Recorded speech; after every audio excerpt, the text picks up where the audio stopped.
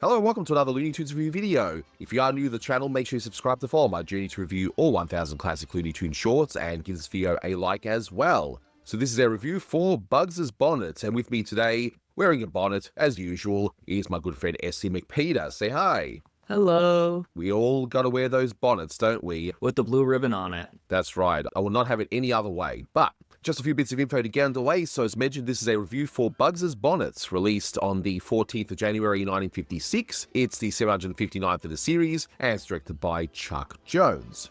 You can find this beautiful restoration on the Looney Tunes Golden Collection Volume 5 DVD set. I have a link below to that set, and there is a high definition version lurking around, which hopefully will make its way on disc at some point. It is under copyright, so you won't find this on YouTube unless Warner Brothers themselves choose to upload it on their own channel. But in case you haven't seen this one, it's pretty much just a psychological study of how headgear changes one's personality. So it's an interesting thing. And then you've got Bugs and Elmer, and, well, they change hats all throughout the short, and they end up having different personas, and that's pretty much it. So, yeah, it's an interesting one at least. It's definitely trying to be UPA with Bugs and Elmer, but I don't really think it works. But I remember I saw this cartoon a lot as a child because I actually had it on the iTunes store. For whatever reason, I had this and I think another one. I'm forgetting which title, but I had Bugs Bonnets and I would watch it over and over and over. It was the only one I really had digitally for the longest time. Of course, I saw the DVDs, but I had this one whenever, and I would watch it over and over. But even without that, I really don't think this is a very good Bugs Bunny. I actually think it's a weak one. Whereas with me, I quite like it, although I do recognize it's got its flaws in it, but we'll certainly go through it. In terms of trivia, the narrator you hear is Robert C. Bruce, so he actually comes back, and it's my understanding that around this time he just got really busy. He was doing a lot of production work. He was heavily in the radio. In fact, this is his third last short that he would narrate. He will do two more, and that's pretty much it. But he lived actually quite a long time. I believe he died in like 2003. One of our friends has actually had some email with him. So he definitely lived a long life. He ended up doing more behind-the-scenes stuff from the 1960s onwards. Now, a few references here. You do see Elmer Fudd wearing the military cap, which makes him resemble General Douglas MacArthur. You even see this corncob pipe that's sticking out. And Elmer even says, "I have returned," which is attributed to what General Douglas MacArthur said. And keep in mind, when this came out, World War II and the Korean War, all that was still fresh in everyone's minds, so they would have definitely gotten the reference, whereas today, maybe not so much. And you see Bugs when he's pretending to be a gangster because of, again, the hat. He's flipping a coin, and every time you see a gangster flipping a coin, that's usually attributed to George Raft, who did that in the movie Scarface from 1932. And I wonder how many times they actually did that throughout the history of animation, just having someone flip a coin like that. I'm just curious. It would be funny if someone actually counted all of that. I can definitely think of a few off the top of my head. Of course, Bugs did it quite a few times. Thinking Bracketeer Rabbit as well. They were very influenced by Scarface, especially I believe it's a Warner picture, so it was definitely something that was in brand. Oh, definitely. And that's the thing. It's just one of those references that a lot of people might even think at this point it originated in the Looney Tunes, when really it didn't. It was influenced by Scarface from 1932, not the Al Pacino movie that came out later, of course. Both are great, by the way. Oh, and it's just one of those, what I consider to be like a useless bit of trivia, but whatever. I'll mention it anyway. In Rabbit of Seville, at the end of there, you see Bugs and Elmer heading to the altar. Amusingly, Bugs just drops Elmer down into the cake, and that's that. Here, it looks like they actually do get married. So it's an interesting ending. Yeah, I'll touch upon that when we get to that part. Yeah, it's a good ending, though. I do like that. I think regardless of one's thoughts on this short, I think they'll at least like the ending. It's like, okay, now we get it. Now we get what the chase is all about. But yeah, I saw this one actually for the first time on the Golden Collection. Never seen it before. And when I watched it, I thought this is a bit unusual. This short assumes that you already know the Bugs and Elmer history of the whole, be very quiet of hunting rabbits and so on. And it just goes into this weird and interesting direction. I mean, say what you want about the execution of this. I think it's an interesting idea where it's just, hey, different hats, bring out different personalities that's embedded in oneself. I definitely think the idea of role change is interesting. My biggest issue is that there's so much of it here, and it doesn't really pertain to Bugs and Elmer's character, especially since they're both changing that. It feels like you didn't need Bugs and Elmer for this cartoon, which is the biggest cry of it. It didn't have to be Bugs Bunny and Elmer Fudd, then why bother? I think if you want to see a very good version of this idea much earlier, watch The Harebrained Hypnotist, which is the same idea, except Bugs himself remains in character, except he slowly sort of becomes in the Elmer Fudd position as Elmer outwits him because he becomes Bugs Bunny. I really liked that cartoon, and it really made me respect the concept of it, but here it just isn't handled as expertly as Frizz did it. Because one thing that you noted to me before we actually recorded this, and now that I think about it, I do actually agree with you. The whole narration in the beginning about, hey, take a look at this mild-mannered person and he's in a pirate costume and so on, it goes through the whole concept, but you didn't really need that. You could have just started off with the chase and then just have that ACME Theatrical Hat Company, which I want to touch upon because I think that's so ridiculous. Just have the hats everywhere and you can see visually, okay, the hats just change their personality and that's that. Because you don't hear the narrator later on, you just hear him in the beginning and that's it. And to me, that kind of also just signals a weakness of this cartoon, that it makes me think that they actually had to pad out the footage because they didn't have enough ideas. Again, I mentioned this is supposed to be a UPA sort of cartoon, and I don't know if that was Chuck or Ted Pierce who did work at UPA trying to do that, but evidently they kind of abandoned the whole high concept by just making it a series of gags without pertaining it to Bugs and Elmer's character. It seems like they must have ran out of ideas that they had to pad it out with the exclamation footage. There's more interesting ways of doing that. That opening business is very well animated, but you could have done that just for Elmer and Bugs when they first get the hats on, and it would have explained the idea just as well. This idea might have worked better if it was, say, took place in a city where you just had these hats flying around and you might have a police officer's hat blown away and then a different hat's put on him and then this police officer does something silly because he's got a different hat or something. So I think the idea is great, but maybe Chuck had to make Bugs and Elmer shorts just as an obligation that he had to do it. It just doesn't sit well with me, unfortunately. We're sadly almost at the end of Bugs' highlighted his character. They start to dwindle around this point. Next year is What's Opera Doc, and after that, unfortunately, even Jones's Bugs, they're mostly either rehashes of ideas he did earlier or just not very good, except for the Abominable Snow Rabbit. But still, there are some highlights, and hopefully by going through all of them, I can find a few little gems here and there, even if they're not as strong as some of the earlier ones. What we can do, I reckon, is just take a look at this short from start to finish, and we'll actually just point out what are the strengths of this short, because there are plenty of strengths in this one, and some things that could be improved. But one thing that they did not need to improve on, and I'm sure you agree with me on this one, and I'm sure everyone does, is the beautiful musical pun in the beginning. We hear a rendition of "Put on your old grey bonnet." Ha ha.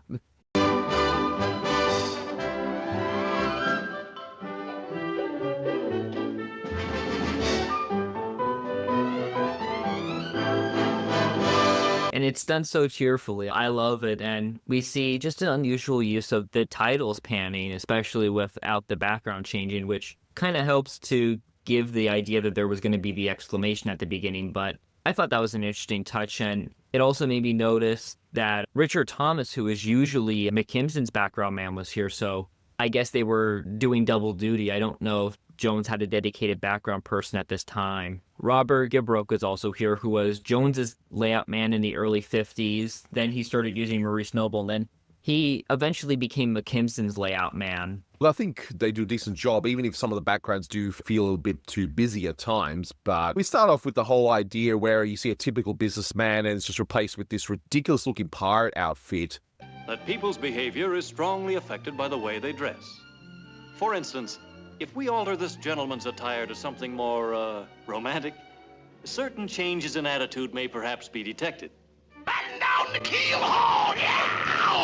Kill the women and children first! Blood, gore, spit them on the tattersalls! Even when I first watched this, it looks like a green puffy tutu on the bottom. It's ridiculous. Obviously, it's something that's stylized. Great animation there of this businessman going from just this still image to just this wild animation and then just huffing and puffing, and as soon as the costume's gone, it's just back to normal. It's great stuff there, at least. Yeah, I really do like this opening business. It's very nicely animated. I know I said I didn't think it was necessary, but I still like it. I really do like Elmer, though, in this opening. And Elmer, you can already start to see Chuck Jones's love of Ronald Searle beginning to creep in on the way that he was drawing the character, especially in the eyes now. Jones always had a thing for giving attention to the eyes, which is a show of a great artist, but here you begin to see him stylizing the eyes in a way he hadn't quite so before, and it became sort of a trademark of him to sort of ape the Ronald Searle style for the rest of his career in one way or another. And here it's animated very loosely, as it wouldn't be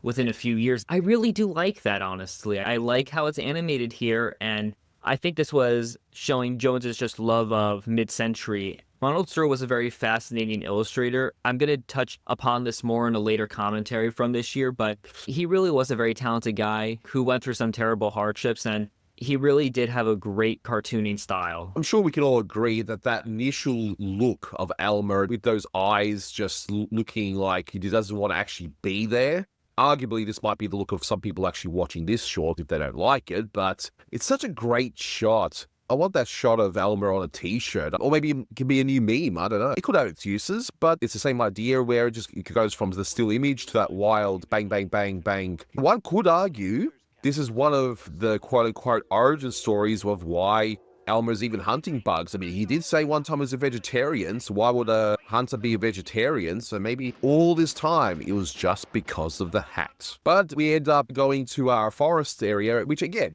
most of the backgrounds are fine. Few shots are really busy, but it does the job. It's not bad. Just the one thing that sets me off a little bit is that there's not as much of a definite sky in this one, because it's also a green that sort of matches with all the forest, and we don't even see the sky for most of the cartoon because it's all on hills, it's all in the forest, so it's green, and green isn't the most appealing color. I think most of us can agree with that. Even if we like green, we don't like seeing green on green, and I think that might just be why it doesn't work here as much as it would in other places, but I still like the design in this cartoon. It's sort of an early autumn look, except the trees are alive and they're just about to begin blooming their leaves away from them. I still like it. It can be busy in certain shots. At least everything pops out in this restoration, though I do wonder, all the unrestored prints of this, I could only imagine that some of this actually would be very hard to read. I don't know. I just have the funny feeling, it's only now with the restoration, everything plays nicely, but in murky prints that would have been shown on TV, this might have been harder to watch. Yeah, when you have colors like that overlapping, the backgrounds would have probably been very difficult to read. And that can definitely be the case, especially in some lower resolution transfers too. So I am glad that this has been very well remastered. But yeah, that's definitely a reason for these shorts all being restored. They all gain a quality simply because of the clarity that you can get from them. My question to those who did grow up watching this cartoon, let me know, was it incredibly murky to see? Were some of the details lost because of the low resolution of the TV, unrestored nature of the print, and that sort of thing? I'm genuinely curious, because maybe I'm overthinking it. Maybe it was perfectly fine. I don't know. I wasn't alive in the 70s, so there's that. Plus, I never saw this on TV ever. Like I said before, I saw this on the Golden Collection fully restored from the start, so that's where you guys come in. But we start off with the whole thing where it's like Elmer's now hunting bugs, and this short assumes that you're already aware of the whole Bugs and Elmer dynamic, which, to be fair, it was, 15 years by this point that it's been happening? It's firmly in the pop culture, so even if you haven't seen a short before with Bugs and Elmer for whatever reason, you can still get an idea of what's going on. There had been an earlier test of knowing how well you understand the Bugs and Elmer dynamic. The Old Gray Hair is one of them. The earlier Hairbrained Hypnotist, despite being a really early title, I think by that point the majority of Bugs' films still had him co-star with Elmer, so First was really playing a big risk by hoping that the audience would have at least seen one Bugs Bunny before with Elmer, by playing up with that dynamic, or at the very least knowing Bugs' character enough that you could really believe what's going on. Yeah. Here it isn't really as strong, I think, because even if it does play with that, I mean, these characters essentially become different characters throughout most of the film, and unfortunately, it becomes a hard illusion because there's some points where Bugs is doing his wisecrack business, so it's hard for me to tell whether or not he's supposed to just be Bugs still if he's faking it, or if he actually is just hypnotized and still doing it. But we then see after the initial chase, which tells us, hey, Elmer's got the hat, he's hunting Bugs.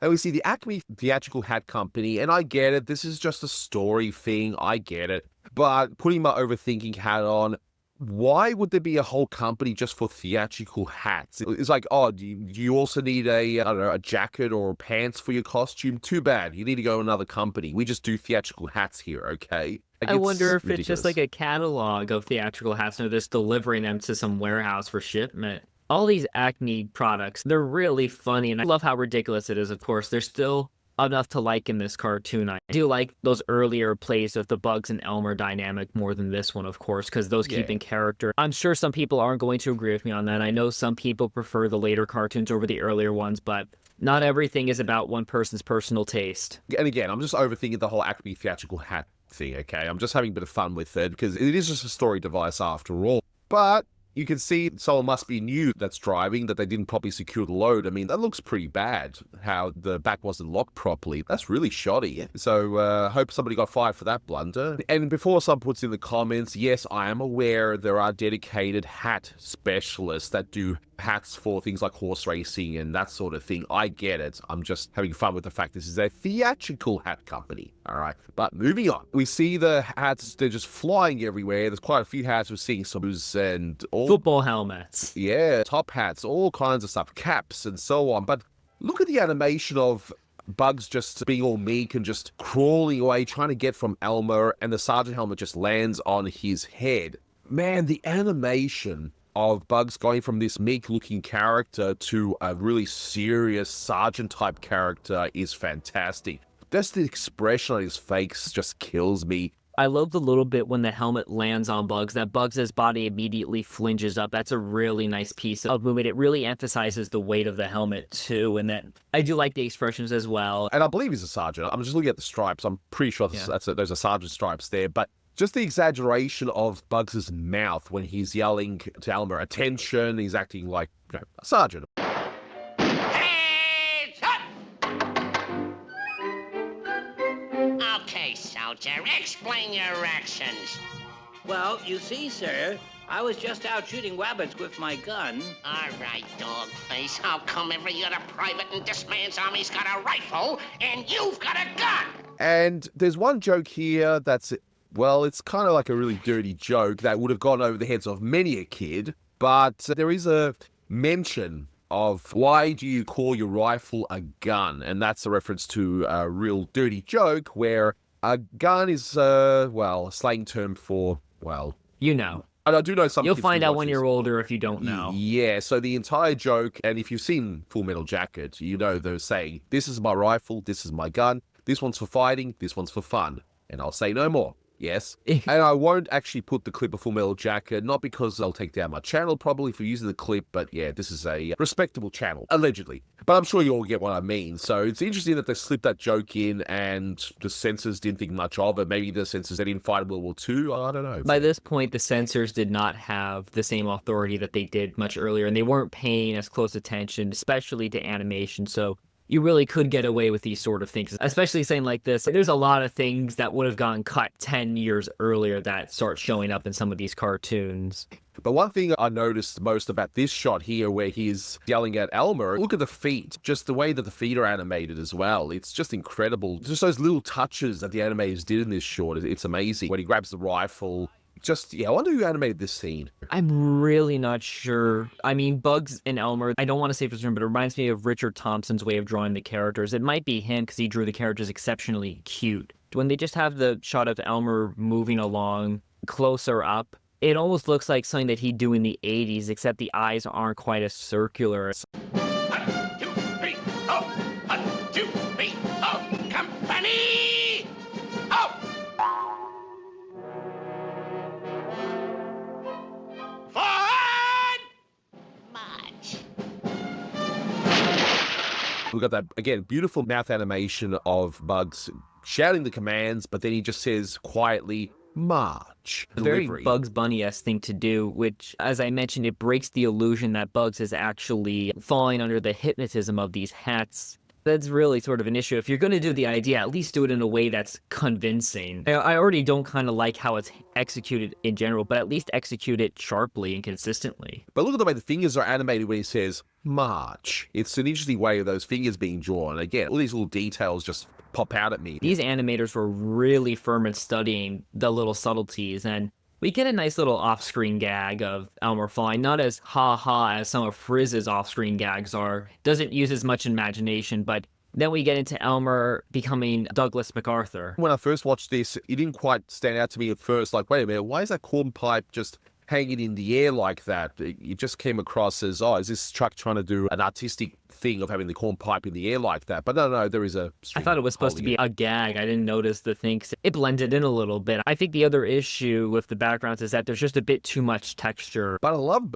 Elmer's expression there as Douglas MacArthur. It's just the fact that you know that this is Elmer, of course, but the expression still makes it look like his face just alters to look like Douglas MacArthur. It's really great, just a testament of these animators. It's fantastic. One great thing to slow-mo, by the way, is Elmer trying to smoke that corn pipe, which somehow has tobacco already in it. I mean, I didn't realize they gave tobacco at the ACME Theater Hat Company, but anyway, it's there. But the animation of the lips on Elmer, that's a great one to slow-mo. It's so ridiculous. I love it. I also like that they add in Elmer's rear as a separate thing to his pants. I like they take weight up there.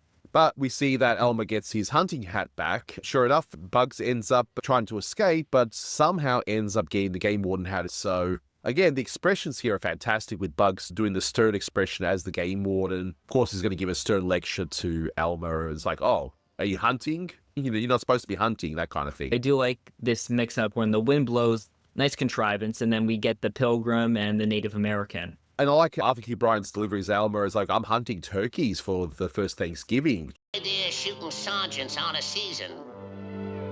Well, you see, sir, I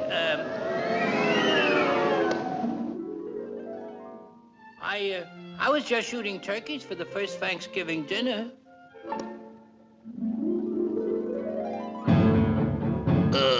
That delivery just kills me. But Yeah, I'm on turkeys for Thanksgiving. It's directed a lot, I guess you would say, sweeter than usual. He sounds a little happier than normal. and we get a bit which, I don't know if this bit was cut for TV at all because it's a, Native American stereotype thing, but I would imagine he would have still been on TV quite a bit given the fact that Native American stereotypes were still prominent on TV even during the 90s. It's also brief enough where it does work, and it does seem kind of weird to me, again, that Elmer is Elmer without his hat. He doesn't even put back on the rifle helmet, but yeah, I guess it works because we already know these characters by now. So we see that Elmer's being chased, Bugs has the gun, and then Elmer's like, wait a minute, why am I running again? That realization right there, just the way Elmer's drawn in this scene is a little bit different from the previous scene, so I wonder who would have animated that one. But The drawing becomes quite a bit tighter around this period. I think the animators were starting to really begin working more with Jones's character layouts than usual.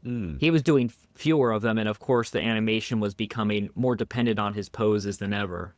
And there is one freeze frame moment when Bugs is stopping in front of Elmer at that point. We got multiple bugs in that scene. So, which I believe is a trademark for one of the animators. I like that little piece. It really sells in how fast he has to stop, and I like the nice arc that they form with Bugs and Elmer. It also doesn't really stop that long. It's really nicely timed. We now get what is part of the namesake of this particular short, because some of you might be wondering what on earth is a bonnet, because some of you may not have worn one before, but we see Elmer actually wear one. A nice, pretty pink one, to be and I like the precise. nice transformation where initially he is childish and then he becomes nervous, slowly letting go of the gun. And it does seem very weird to me when Bugs becomes like the park ranger or the Boy Scout. He immediately knows Elmer's there, so I guess he's very scoutful.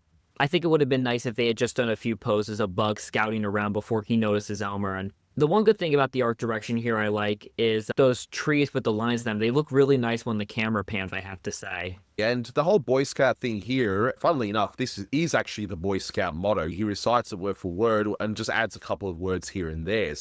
Hey, lady, wait, don't move. I'll be right there.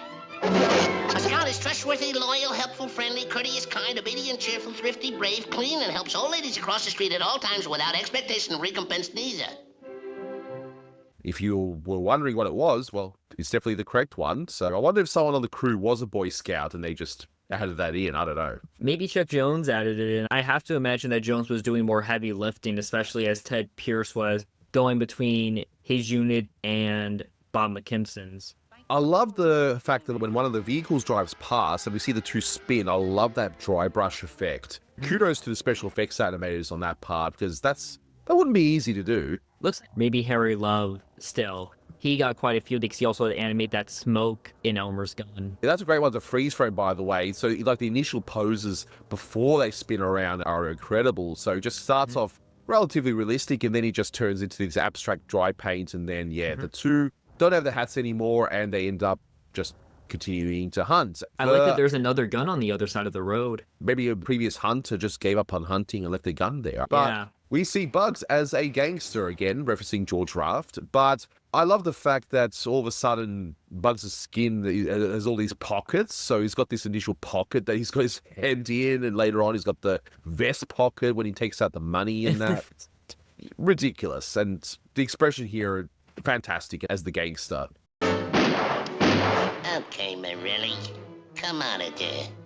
I told you, Morelli, this was my territory.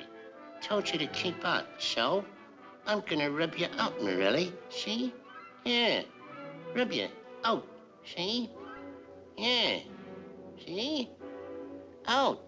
You can control Elmer with whoever your voice is. He won't change a bit, but the one thing I find interesting is that when he isn't wearing the hat, and earlier on, when Bugs was the sergeant, is that Elmer doesn't recognize Bugs as a rabbit, and he wouldn't just put the gun to him, even as a commander, thinking something was weird. That might have been an interesting way to keep these more in character, having Elmer realize that he was a rabbit before he gets another hat on him. Here, another great aspect is Mel Blanc's delivery of Bugs, how he's just constantly saying, yeah. He will say a line, yeah. And just the delivery that kills me in this part as well, as he's just adding all this smoke onto Elmer's face. And again, I wonder if this was cut for where this was repurposed for Saturday mornings because of smoking's bad, of course, right?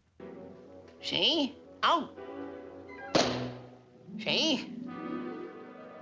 All right, Wacky. You're coming with me, you malefactor. Hey, look, copper. We can settle this out at court. Yeah. Moolah. Yeah.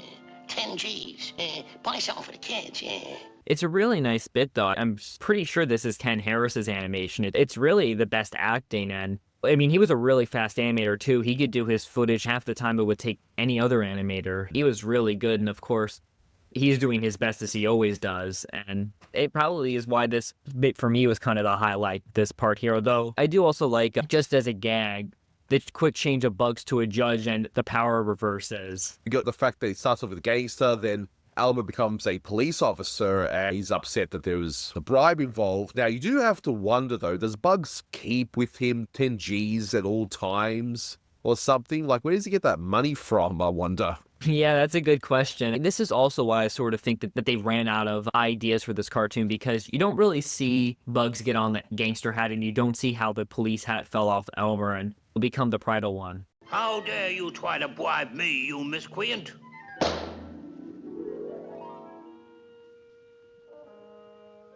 Well? Well, you see, Your Honor, You're a family man, Monahan, so I'm only going to sentence you to 45 years. At hard labor. But what's interesting is the whole judge's hat, which that would be more of like a British judge, and they also have a similar thing here in Australia. I don't think in America judges wear these kind of wigs, do they? Sometimes it's depicted in media, but I can't say I think that it's very often. And that's why Bugs sounds a little bit more British. And I think that's what they're trying to play with here, like, because they still wear those wigs even to this day in Britain and, like I said, in Australia. I just like the timing of the fact that, you got the gangster Bugs offering a bribe. Elmer's doing the right thing as a police officer, saying, hey, I don't want this bribe, but because of the split-second timing, it looks like Elmer's in trouble because he's accepted a bribe, allegedly. And of course, you're a family man, so I'm only going to give you 40 years. Yeah, and it calls him Monahan, which I don't know if that's a reference to maybe Dave Monahan, one of the writers of the studio beforehand. It might have been a reference to a crime radio show, or it could have just been a throwaway name at that point. I mean, these guys were a close family, and Dave Monahan did eventually work later with Jones. He actually shot the live action in the Phantom Tollbooth movie that Jones did at MGM. So we see Bugs walking away, just being disappointed in the police officer allegedly accepting a bribe, and we hear, "Oh, Judge, will you marry me?" Certainly, my darling sweetie. I would be delighted to marry up with you. Will you marry me?" Hey, just the look of Elmer with that. He's even drawn with eyelashes. He's just ready to get married. He must be really, really sad and lonely. I guess the bride is just that desperate with that, but I find it weird that Bugs actually takes off the judge hat, which I thought was a really strange thing, but I guess it's so we can get the hat on. That wonderful top hat, and we end up seeing them get married. And I do love the fact that now the sky is pink and we got the beautiful flowers. He plays it as very sincere, especially since, again, Bugs breaks character with the hats on, and he says that great ending line. I love Elmer's pose, too, on that final scene. I can't believe that they actually let this in during that period, because of just how sincere it's played. I guess because it was ridiculous for a cartoon, but again, I think it is a very serious topic in this. They really did get married, and they're going on their honeymoon. But we end right there. So, yeah. This one, honestly, look, it is flawed. I think that the idea could be developed a little bit further, but is it the worst that Jones has done? Far from it. I was entertained. It's fine. A great animation and voice acting, and I like some of the gags here, especially the ending. I reckon score-wise, this gets 7.5 out of 10. I think it's pretty solid. I'm going to have to give it a 5 just because, again, I just can't stand the fact that it doesn't have to be a Bugs and Elmer cartoon except for that very end. I wish it was attached to any other cartoon. That's fair enough. I still think it's a decent start to 1956. You know, woohoo, you know, we're in the second half of the 1950s. It sort of signals where the studio was going for me. At least this one's got some fun elements to it, and it certainly is watchable. But, yeah, and that will actually do it for this one. Thank you so much for watching, guys, and until next time, take care. That's all, folks. You